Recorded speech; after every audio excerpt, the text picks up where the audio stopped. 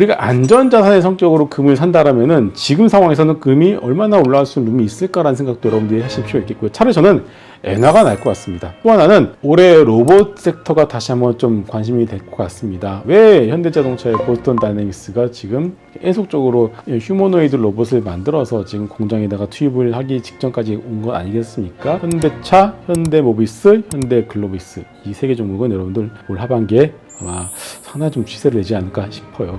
우리가 금을 사는 이유가 뭐죠? 바로 이제 뭐 안전자산의 성격을 가지고 있기 때문에 금을 사는 것인데, 또 하나 이유가 있습니다. 근본적인 이유는 지금 트럼프 행정부의 이런 관세를 무기 삼아서 전 세계를 대상으로 벌이는 이 싸움이 성공하기 쉽지 않다라고 생각하기 때문에 금 가격이 올라가는 거예요. 자, 이게 성공한다고 생각하면은 달러 가격이 이렇게 밀리지는 않겠죠. 물론 뭐 트럼프 행정부가 일부러 달러 약세 유도한다고는 하지만, 글쎄요, 이게 기축통화의 어떤 지위를 누리면서 재정 적자를 없애면서 각국의 무역 적자를 없애겠다 혹은 낮추겠다라는 이 모든 경제학적으로 좀 불가능한 얘기거든요. 이것을 하겠다라는 이 욕심이 과연 성공할까라는 그런 퀘스천 마크가 그때부터 금 가격을 밀어 올리기 시작했습니다. 하지만 그렇다라고 해서 금 가격이 한도 끝도 없이 올라갈 수는 없겠죠. 그렇기 때문에 우리가 안전자산의 성격으로 금을 산다라면은 지금 상황에서는 금이 얼마나 올라갈 수 있는 룸이 있을까라는 생각도 여러분들이 하실 필요가 있겠고요. 차라리 저는 엔화가 나을 것 같습니다. 지금 화면에 보시게 되면은 이 엔화의 어떤 가치가, 실질 가치가 1970년대 수준까지 떨어졌어요. 지금 2025년도잖아요. 거의 55년 동안 꾸준하게 내려와서 지금 오히려 엔화 가치가 바닥에 근접해 있는 상황이기 때문에, 내가 진짜 안전자산의 성격으로서 뭔가를 하고 싶다, 사고 싶다라고 생각하신다면은 금보다는, 많이 올라가 있는데 어떻게 그게 안전자산이 되겠어요? 그렇죠? 차라리 많이 떨어져 있는 엔화가 오히려 선택지가 될 것 같습니다. 외국인들한테 너네 왜 이렇게 우리나라 증시를 안 사냐라고 이제 물어보면은, 일단 첫 번째는 관심이 없어요. 왜 한국 안 사? 그러면 아직까지 관심이 없는데, 딱 이런 거예요. 예, 그냥 뭐 안 좋아서 판다라기보다는 그냥 관심이 없다라고 보시는 게 정답인 것 같고요. 자, 그럼 다시 또 물어봅니다. 자, 그럼 언제 살래? 라고 하면은 딱 하나 대답이 나오고 있습니다. 싸지면 산대요.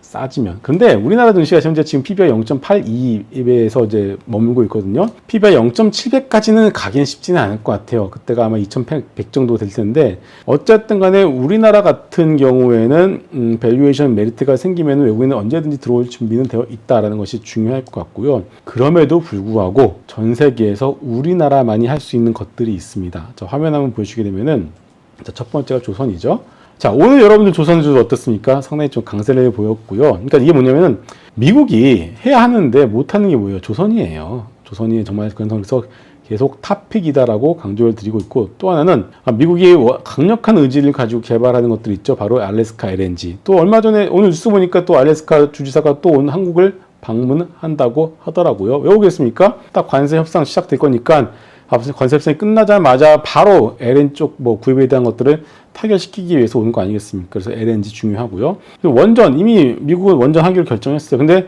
원전 주기기 SMR 만들 수 있는 곳이 전 세계에서 몇 군데가 없습니다. 두산에너빌리티나 현대건설 같은 DLENC 같은 그런 EPC 기업들도 관심 있게 봐야 되고요.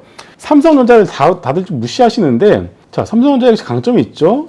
연간 10조 원 정도를 벌어들이는 회사인데 싸다. 그리고 레거시 반도체, 범용 반도체라고 하는데, 이 반도체 전 세계 1위예요. 결국은 이런 것들을 봤을 때 삼성전자의 가치는 언젠가는 다시 한번 시장에서 증명을 할 수밖에 없지 않나라고 생각하고 있고, 또 하나는 돈이 있다라고 해서 금방 만들 수 없는 것들이 있습니다. K-팝, K-콘텐츠. 이거 뭐 돈이 있다라고 해서 만들어봐. 당장 만들 수 있을까요? 못 만들죠. 또 하나의 대안이 될 수 있겠고요. 또 최근에 이제 미용기기 업체들의 어떤 흐름이 상당히 좀 좋습니다. 그래서 돈이 있으면 그냥 이런 것들 사버리잖아요. 그래서 최근에 보시면 오늘도 클래시스 엄청 강했었죠. 원택 강하죠. 이런 것들은 여러분들이 꾸준하게 관심 있게 보실 필요가 있겠고, 유튜브를 통해서 이제 AI 기술을 가지고서 실제로 이것을 수익으로 연결시키고 있는 AI 소프트웨어 기업들이 있는데, 카페24도 그럴 것이고, 그리고 제가 지난번에 한번 말씀드렸던 신테카 바이오가 한번 말씀드리고 나서 한번 급등이 한번 나왔더라고요. 결국 신약 개발 쪽에서는 신테카 바이오 같은 기업들에 대해서 관심 있게 보신다면, 결국 이게 뭐냐면은 우리나라가 찐 있게 잘할 수 있는 기업들을 모아 놓은 거예요. 여기 제가 방산 넣었습니다. 방산도 마찬가지겠죠. 그래서 그런 것들을 봤을 때는 우리나라 전체만 놓고 보면은 별로 메리트가 없는 것 같은데라고 생각해도, 막상 그 안에 들어가서 하나하나 뜯어보게 되면은 우리나라만이 잘하고 우리나라만이 할 수 있는 것들이 아직까지는 많다. 그래서 저는 여전히 미장보다는 국장에 대한 관심이 필요할 것 같습니다. 이미 삼성전자 스스로도 지금 자기네가 어떤 문제점을 가지고 있는지를 너무나 잘 이제 파악을 해 놓은 상황입니다. 그리고 삼성전자 이지영 회장께서도 지금 상당히 좀 광폭 행보를 하고 있죠. 얼마 전에 중국에 갔더라고요. 저는 그거 보고 깜짝 놀랐어요. 모두가 다 미국에 가서 미국이랑 어떻게 좀 해보려고 하는데 중국에 갔다? 저는 이건 나름 의미가 있다라고 생각을 합니다. 일단 삼성전자의 경우에는 싸다라는 메리트 말고는 아직까지는 없어요. 레거시의 어떤 사이클도 아직까지는 뭐 당장 돌아온 건 아니니까요. 거기에 더해서 이제 솔직히 삼성전자 HBM 뭐 되냐 안 되냐 자꾸 여러분들 관심 많으신데 솔직히 HBM 못해도 돼요. 이미 HBM 못한다는 거에 대한 실망감에 대한 어떤 그런 가격 반영이 이미 다 충분히 되어 놓은 상황이기 때문에 이러다가 그냥 기대 없이 있다가 갑자기 엔비디아에 뭐 제대로 들어가네?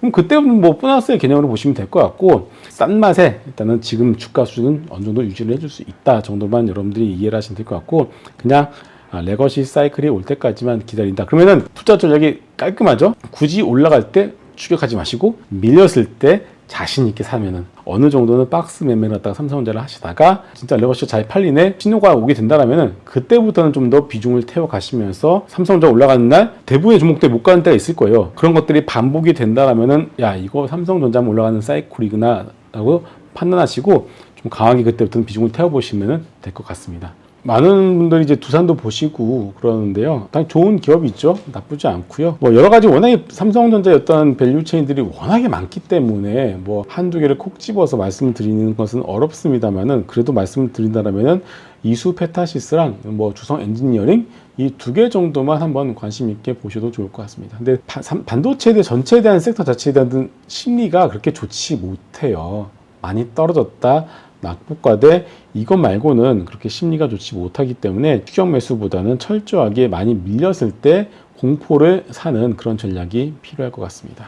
이 바이오가 투자하기가 되게 어려워요. 한 지인분이 알테오젠을 한 5년 들고 있었거든요. 그런데 많이 벌었겠구나라고 그냥 단순하게 생각하시는데 그 과정 자체가 너무나 고통스러웠다라고 말씀을 하십니다.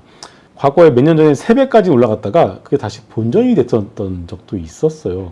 근데 그런 과정을 거치면서 진짜 이 알테오젠이 가지고 있는 이 가치가 결국 시장에서 증명이 되고 라이센스 아웃이 되고 그러면서 지금의 어떤 주가, 지금의 시가총액을 보여주고 있는 건 아니겠습니까? 지금도 여러 가지 후보들이 있어요. ABL 바이오도 마찬가지겠죠. ABL 바이오도 2021년인가요? 그 당시에 사노피의 첫 기술 수출을 하고 나서 안 나왔어요, 지금까지. 그 기간 동안 주주분들은 자기네들이 생각했을 때 이거 정말 좋아 보이는데 왜 이렇게 에러가 안 나올까라고 생각을 했었는데 이제서야 또 에러가 나와서 주가가 또 뻗어 나간 거 아니겠습니까?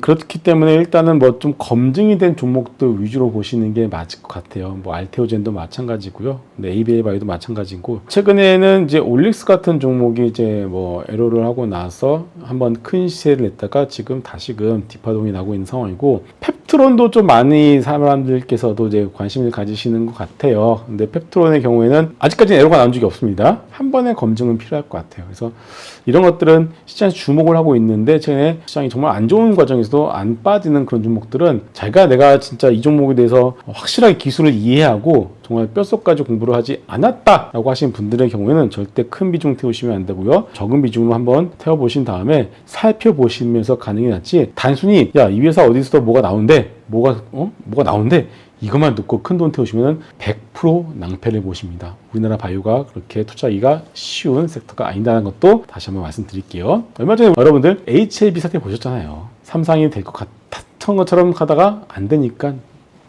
그렇죠. 네.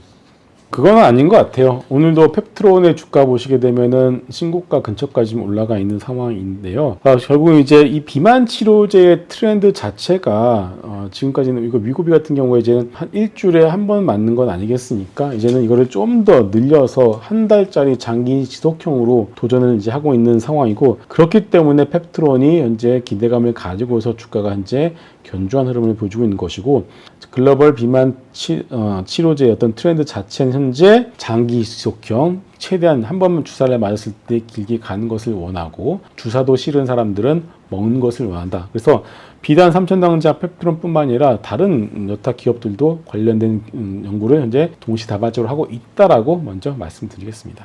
투자 전략까지 한번 막 한꺼번에 묶어서 말씀을 드리도록 하겠습니다. 조선 탑픽으로 보고 있습니다.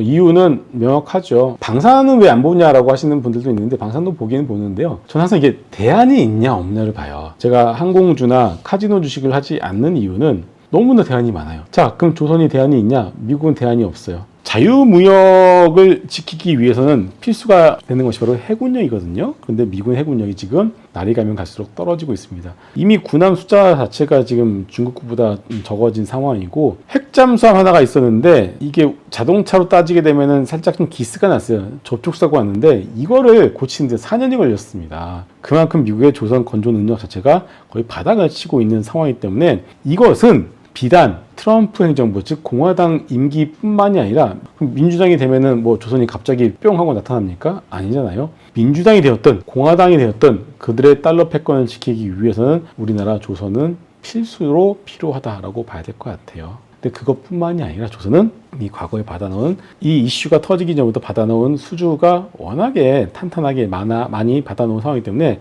매 분기 실적을 발표하다 할 때마다 상당히 좋은 실적을 발표할 가능성이 큰데 여기에 미 해군 MRO가 붙고 또 하나 LNG 지금 전부 다 LNG선을 발주를 하려고 하고 있죠. 그래서 이런 것들을 다 종합해봤을 때 우리나라 조선소들 필이다 보고 있는데 자 그러면 하나오션도 말씀하시는 분들이 있는데 하나오션은 좀 밸류가 비싸요. 이미 모든 패를 다 까서 주가에 충분히 선 반영을 시켜놓은 상황이고요. 저는 그래서 현대중공업을 탑픽으로 보고요. 그 다음 현대미포 그러면 좀 더 나아가면은 현대마린솔루션, 현대마린엔진까지 H전대 그룹주 중심으로 해서 조선주를 보시면은 아마 좋은 결과가 있을 거라고 생각하고요.